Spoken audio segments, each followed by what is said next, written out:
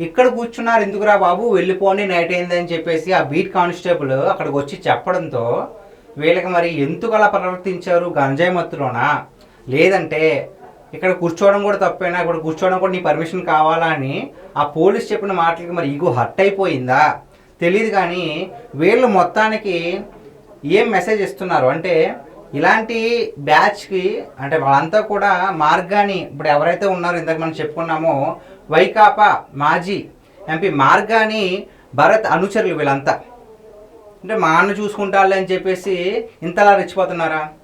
అంటే ఏం మెసేజ్ ఇస్తున్నారు అసలు? ఇలాంటి వాళ్ళకి వైసీపీ వాళ్ళు ఎందుకు సపోర్ట్ చేస్తున్నారు? అసలు గంజాయి నిర్మూలించాలి కదా, అసలు గంజాయి చేసే వాళ్ళకి ఇది తప్పు అని చెప్పాలి కదా, లేదంటే కఠిన చర్యలు తీసుకోవాలి కదా. లేదు, రీసెంట్గా జరిగిన ఎవరైతే ముగ్గురు ఉన్నారో వాళ్ళని కొట్టినందుకు వెళ్ళి పరామర్శించారు.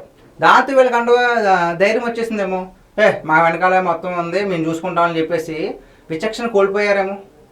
ఎందుకు ఇలాంటి వికృతి చేష్టలకు పిల్లలు ఉసుకొలుపుతున్నారు?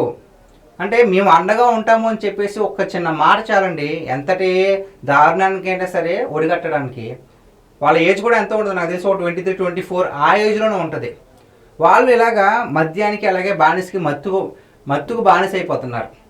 అలాంటి వారికి వైసీపీ వాళ్ళు అండగా ఉంటున్నారు.